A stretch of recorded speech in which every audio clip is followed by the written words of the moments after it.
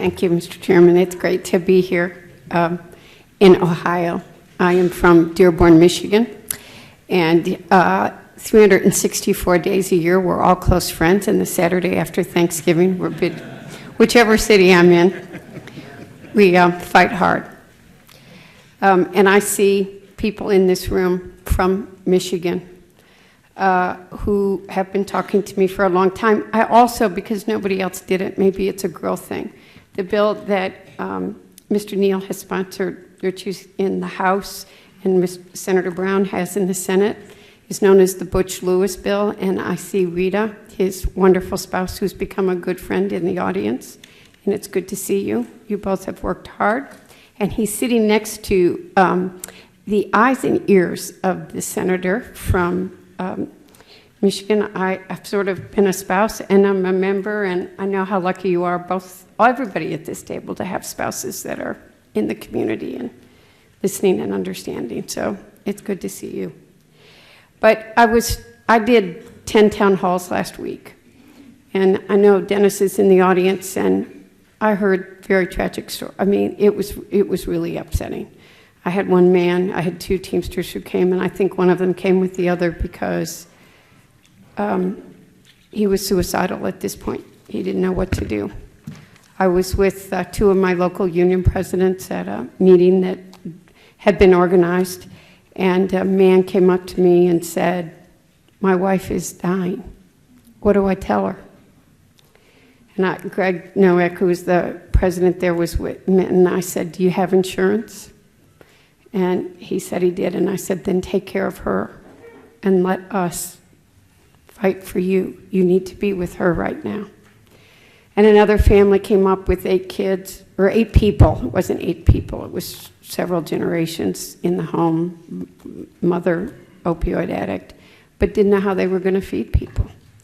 And so what I think you've all done today is to also help put the human face on this, and people don't understand that these are people, as everybody here has established, they played by the rules, they worked their lifetime, they worked hard, they worked overtime, and they didn't take pay raises because they thought they'd have the safe and secure retirement, and it's not there.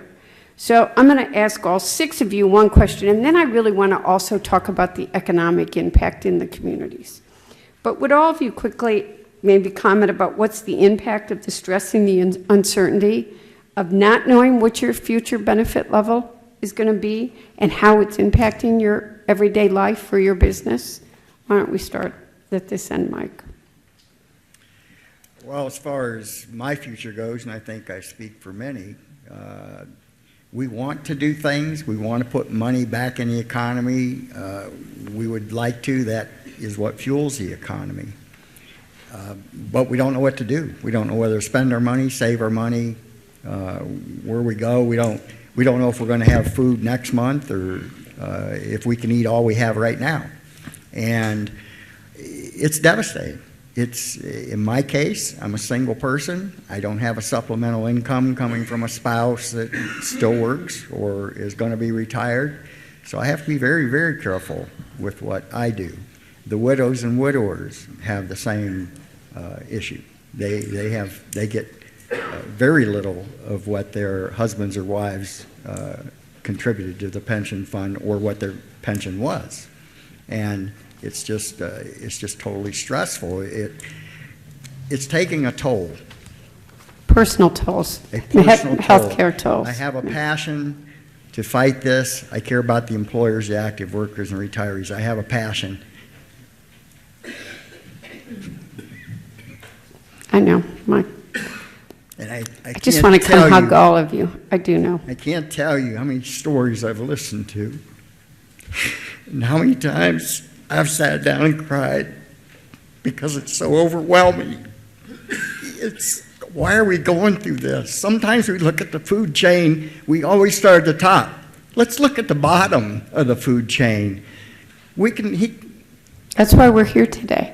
This hearing is doing that. I respect Mr. Martin to the utmost, but he makes 12 million dum-dums a day. Those dum-dums, if nobody is down there at the bottom to buy them and eat them, his business is out of business. And that money that fuels these employers to be able to hire active workers and keep it going. If we down here right now, and especially the middle class, don't buy those dum-dums or those loaves of bread that David Gardner and his company are making, those employers and those active workers have nothing. And it's going to have a devastating effect, and that's part of the contagion effect. But the passion for this, the times I sit down and just weep because of what's going on. Why did I fight for this country? Why did my fellow veterans fight for this country? Why do we have to go through this? You know, there's a lot of reasons, but let's settle it. Let's settle what is happening right now today for the people that earned it today.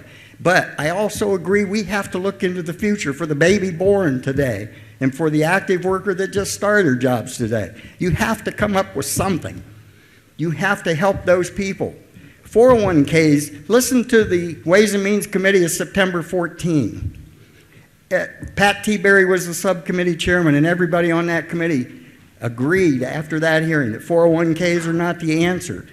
Concessions given to employers are not the answer. It only digs you a deeper hole. The PBGC is so discriminatory between the single employer plan and the multi-employer plan. Those things need fixed. But right now, we need the critical and declining plans fixed now. Not next year, not 10 years from now. You can work on something in the future.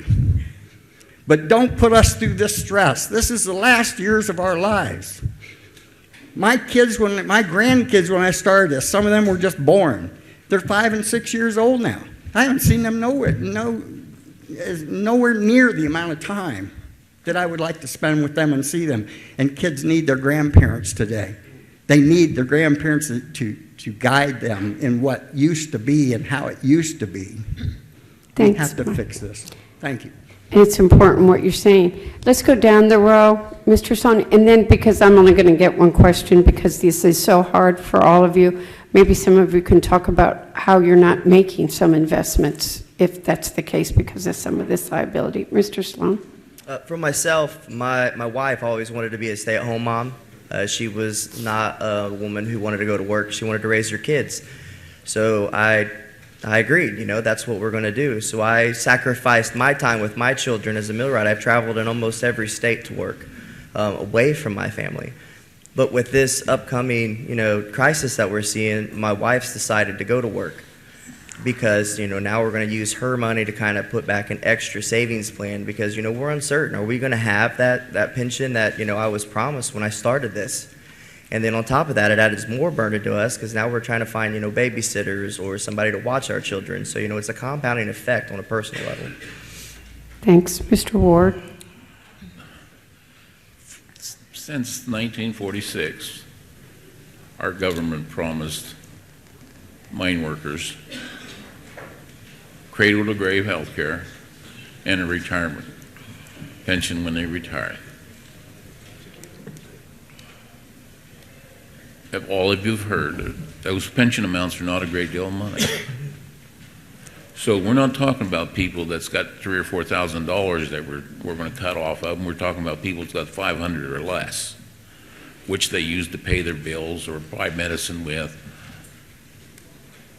And on top of that, we constantly hear, well, we got to cut Social Security. Now, Social Security and that pension allows these people to live. Failure on your part to do something to fix it will not. But that's simple. They won't be able to buy medicine. They won't be able to pay their bills. Somewhere along the line,